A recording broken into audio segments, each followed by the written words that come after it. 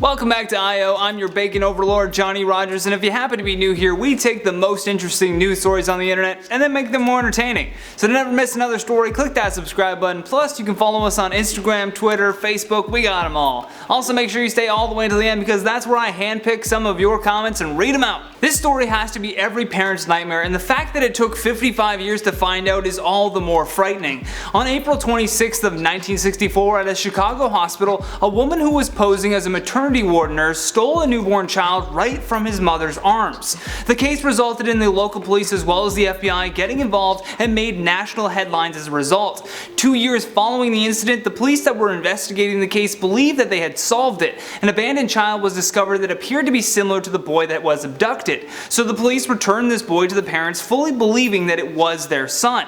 As such, they began raising the boy as if it were their son. Because this was the 60s, they didn't have the type of DNA technology that we now have to confirm their suspicions. But 47 years following the closing of this investigation, DNA test results revealed the shocking truth. The boy the police had found was not related to the parents at all. Almost 10 years after that jaw-dropping realization, recent media reports are saying that a man who lives in Michigan may actually be the child that was abducted half a century ago. The FBI even issued a statement that confirmed their investigation was going to be reopened and that their agents would be continuing to pursue these leads brought forth by the media. Both the Las Vegas KLAS and Chicago's WGN-TV had reported this, saying, "We can tell you that the adult Paul Franzak is living in Michigan and has been made aware of his real identity." This report was officially released on December 12th, with WGN in Chicago being the only station that said they had actually spoke with the man in question. The man initially had asked the news stations not to identify him in the press after becoming aware that there was evidence pointing to him being the long-time missing child. Apparently he was still coming to terms with this shocking information and didn't want to also be bombarded by media outlets all looking for a story. Going back to the boy that was found in 1966, this revelation also has to be surprising for those poor parents. That boy that they raised as their own son was found in New Jersey, and at the time the only proof law enforcement had to go off of was the fact that the boy's ears looked similar to those of the baby that was kidnapped in Chicago. Can you imagine the amount of insane mistakes that law enforcement agencies made back then before DNA tests? They must have been like, oh, a white baby is missing. Hey, there's a white baby, must be theirs. However, even the parents believe that this was their son Paul Franzak, which, I mean, you can't hate them for that. Their child was stolen, and after 2 years someone gave them a glimmer of hope that he had been found. You'd believe it was your baby too. I mean, if it meant putting an end to this nightmare of a situation, you'd believe it. At the time, the mother was even quoted saying, "That's my baby, it's Paul." The story doesn't just end here though. The aftermath of this massive discovery also leads to new questions. If this boy that was found by police wasn't their son, were these parents now also guilty of kidnapping someone else's child? If so, it now becomes this vicious circle of abducting children. Obviously though, it's still unclear as to whether or not the parents will face any criminal charges. Seeing as though the police had made the find, I'd say that they wouldn't be subject to any charges. However, it's still an interesting thing to theorize and think about, how that one mistake altered and impacted so many different lives at the same time. A true butterfly effect that is only now unraveling. And the boy that wasn't related to the family still actually goes by the parents' given name to that abducted child, which now must just feel really strange for him. During an interview with WGN, Paul Franzak said, "I'd like to know who I am, my birthday, how old am I? But more importantly, is the real baby alive and still out there?"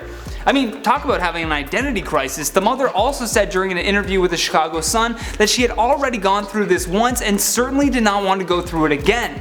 Her baby was taken from her after a nurse said that the child needed an examination, but then never returned. Only a year before that, she had a stillborn son. This kidnapping, as I mentioned, rallied the Chicago community with more than 200 police officers using a drawing of the suspect along with a photo of the baby and going door to door in search of this missing child.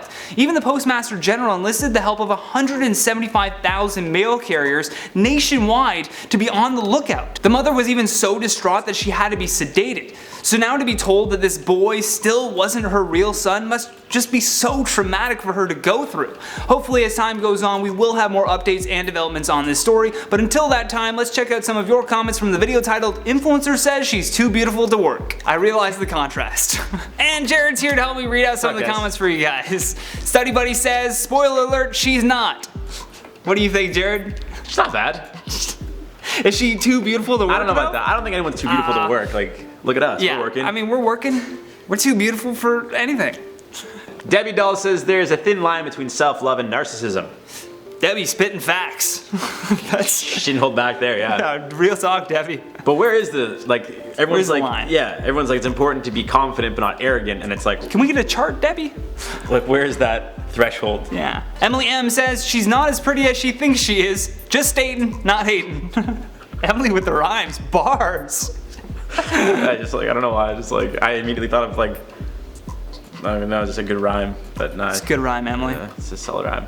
Evelyn M says, say it with me, daddy's money. 100% that's daddy's money. You know what we call that a PhD, Papa has dough. There you go. Harper Heck says, I really feel like his sign-off should be stay classy. I feel like he could pull it off. What do you think of that? Should I say stay classy into the videos? I love Anchorman, that's great. Solid. Yeah. Thanks, Harper. New sign-off. Thank you for watching Inform Overload, and if you enjoyed this video, then show us some love here by tapping that like and subscribe button. Also, make sure you give us a follow on Instagram for tons of behind-the-scenes content. Links for that will always be in the description below. Plus, while you're there, why don't you leave us a comment with your thoughts on this story? And for more videos like this one, all you gotta do is click that playlist when it pops up on your screen. From IO, my name is Johnny Rogers, and until next time, stay classy. And that their agents would be continuing to pursue...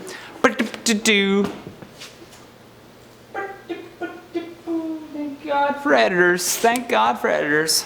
Can you imagine how many insane mistakes the law enforcement made? Holy f***, my mouth is shutting down today. My mouth is canceled.